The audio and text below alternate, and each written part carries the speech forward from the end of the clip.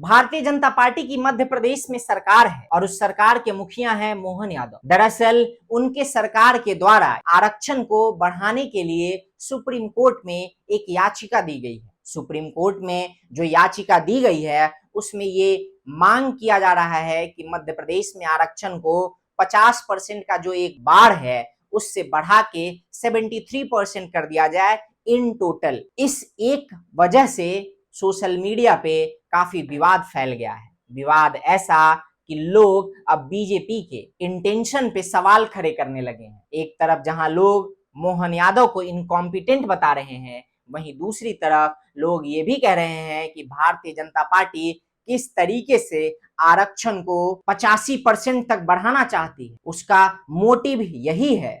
और ये मध्य प्रदेश में एक पायलट प्रोजेक्ट के तौर पे इन्होंने इंप्लीमेंट करने का प्रयास किया है। दोस्तों, दरअसल आप सबको पता होगा कि आरक्षण जो है वो अभी ओवरऑल 50% के आसपास है और ये लगभग लगभग पूरे देश में है। कुछ कुछ राज्यों में ये इससे ज्यादा है, जैसे कि उत्तराखंड या तमिलनाडु, इन राज्यों में इससे ज्यादा आरक्षण है अभी भी। लेकिन इसी सिलसिले में मध्य प्रदेश की सरकार ने, जो कि भारतीय जनता पार्टी की सरकार है, उनकी भी ये कोशिश है कि किस तरीके से आरक्षण को 50% से बढ़ा के 73% कर दिया जाए। और इस चीज को इंप्लीमेंट करने के लिए मध्य प्रदेश की सरकार के द्वारा सुप्रीम कोर्ट में एक एफिडेविट फाइल की गई है। दोस्तों, एफिडेविट में कई सारे डॉक्यूमेंट फाइल किए गए हैं और उनमें से एक डॉक्यूमेंट है महाजन रिपोर्ट। सबसे पहले मैं आपको बताता हूं कि दरअसल महाजन रिपोर्ट क्या है। दोस्तों, महाजन रिपोर्ट एक ऐसी रिपोर्ट है जो कांग्रेस के शासनकाल में बनी थी। उसमें कई सारी चीजें ऐसी मेंशन है जो काफी विवादास्पद हैं और उसमें कई जगह पे प्रभु श्री राम के बारे में भी उन्हें कास्टिस्ट तक बताया गया है। उसमें द्रोणाचार्य को कास्टिस्ट बताया गया है। वहीं पेरियार की प्रशंसा की गई है, पेरियार को रिफॉर्मिस्ट कहा गया है। जैसे ही ये रिपोर्ट फाइल हुई और ये चीजें प्रकाश में आई, लोगों को पता चला, इसको लेके विवाद तेज हो गया। सोशल मीडिया पे लोगों ने इसके बारे में बात करना शुरू कर दिया और जो सबसे बड़ी बात इससे निकल के आ रही है वो ये कि किस तरीके से भारतीय जनता पार्टी देश के स्वर्णों को दबाने का प्रयास कर रही है, कैसे उनके हक को मारने का प्रयास किया जा रहा है। और ये सही भी है, क्योंकि अगर आरक्षण 73% तक कर दिया जाएगा, और जैसा कि राहुल गांधी काफी समय से इस बात की मांग कर रहे हैं कि जिसकी जितनी आबादी उसकी उतनी भागीदारी, उस हिसाब से आरक्षण लगभग लगभग 85 या 90% हो जाएगा और जो 10% बचेगा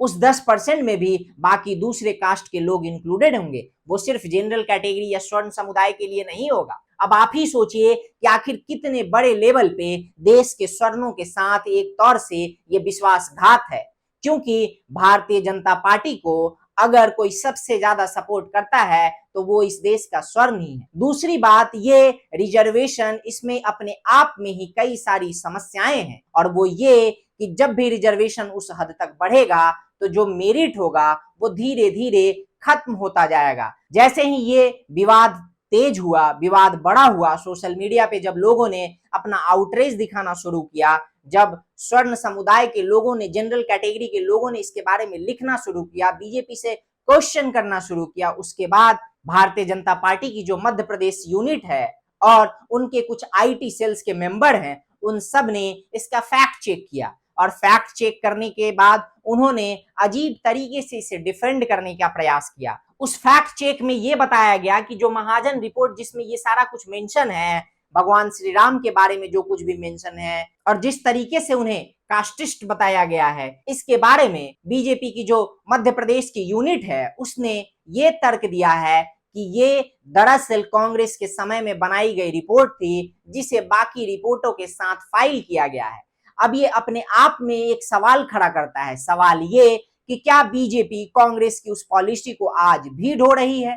अगर बीजेपी कांग्रेस की पॉलिसी से या कांग्रेस के समय में जो भी रिपोर्ट बना है उससे सहमत नहीं है तो बीजेपी उसे खारिज क्यों नहीं करती? बीजेपी या बीजेपी पार्टी के जो मोहन यादव हैं वो प्रेस कॉन्फ्रेंस करके ये क्लियर क्यों नहीं करते कि वो कांग्रेस के समय में बनाए गए उस रिपोर्ट से किसी भी तरीके का उनका ताल्लुक नहीं है या उस रिपोर्ट को वो नहीं मानते, वो उसे खारिज करते हैं। यहाँ पे जो दूसरा सवाल उठता है दोस्तों वो ये कि आखिर जब भारतीय जनता पार्टी की सरकार को एफिडेविट फाइल करना था रिजर्वेशन को बढ़ाने के लिए सुप्रीम कोर्ट में, तो उन्होंने इस एफिडेविट को बाकी डॉक्यूमेंट्स का हिस्सा क्यों बनाया? मध्य प्रदेश की सरकार के द्वारा फाइल किया गया है, और जब सरकार फाइल कर रही है, अगर सरकार चाहती तो उस रिपोर्ट को हटा सकती थी, वो सीधे तौर से खारिज कर सकती थी, लेकिन ऐसा नहीं किया गया। उस रिपोर्ट को बाकी रिपोर्ट्स के साथ फाइल किया गया। इसका मतलब कहीं ना कहीं सरकार ये चाहती है कि उस एफिडेविट को भी एक रेफरेंस के तौर पे यूज किया जाए जब सुप्रीम कोर्ट में आगे की सुनवाई की प्रक्रिया चले। तो जब विवाद गहराया तो भारतीय जनता पार्टी के जो कुछ आईटी सेल के मेंबर्स हैं, उन सब ने इसे डिफेंड करना शुरू कर दिया। और डिफेंड भी वो लोग कैसे कर रहे हैं? दरअसल वो कोई लॉजिक नहीं दे रहे कि आखिर ये जो कुछ भी किया जा रहा है वो किस बेसिस पे किया जा रहा है। भारतीय जनता पार्टी अगर इस बात का लॉजिक देती कि 73% जो आरक्षण की वकालत वो लोग कर रहे हैं वो किस बेसिस पे कर रहे हैं, लेकिन ऐसा कोई लॉजिक नहीं दिया गया, बल्कि इससे इतर ये लॉजिक दिया गया कि देखो देखो वो कितना बड़ा हिंदू है, देखो वो त्रिपुंड लगाए माथे पे खड़ा है।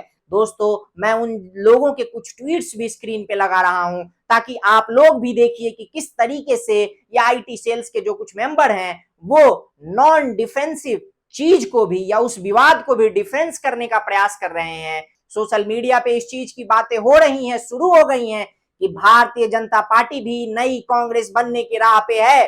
दोस्तों, अब आते हैं भारतीय जनता पार्टी के द्वारा जो दूसरा कुकृत्य किया गया है उसके ऊपर। दरअसल भारतीय जनता पार्टी ने इस पूरे मामले को डिफेंड करने के लिए जिस वकील को सुप्रीम कोर्ट के में हायर किया है, उस वकील का नाम है पी विल्सन।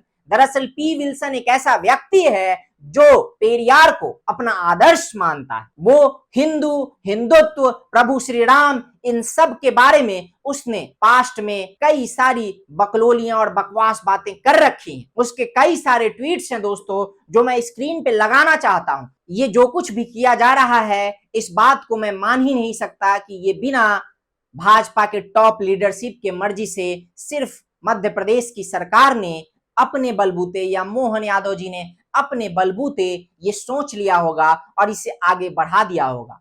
इस देश के स्वर्ण समुदाय को नरेंद्र मोदी और भाजपा की लीडरशिप बताए कि आखिर वो क्या चाहते हैं, उनका स्वर्ण समुदाय को लेके या जनरल कैटेगरी के लोगों को लेके क्या परसेप्शन है। क्या वो चाहते हैं कि जनरल कैटेगरी के जो लोग हैं वो मर जाएं, वो समाधि ले लें, या फिर वो जाएं तो जाएं कहां? तो ये सब कुछ भारतीय जनता पार्टी को क्लैरिफाई करना चाहिए। यहाँ पे कई सारी कॉन्फ्लिक्ट है दोस्तों, और समय आ गया है कि अब इस पे बात की जाए और बात खुल के की जाए, क्योंकि अगर हमने बात नहीं किया और अब भी नहीं बोला तो वो दिन दूर नहीं जब भाजपा मात्र अपने वोट बैंक के लिए और सरकार में बने रहने के लिए रिजर्वेशन के इस ग्राफ को उस हद तक पहुंचा देगी जहां मेरिट पूरी तरीके से मर जाएगा। क्या भाजपा वाकई में 73% आरक्षण लागू करने जा रही है या आरक्षण लागू करने की वकालत करती है? भाजपा इस बात को भी क्लैरिफाई करे, क्योंकि जिस हिसाब से ये सब कुछ चल रहा है उसको देखते हुए बस यही कहा जा सकता है कि इस देश का जो स्वर्ण है वो दुनिया का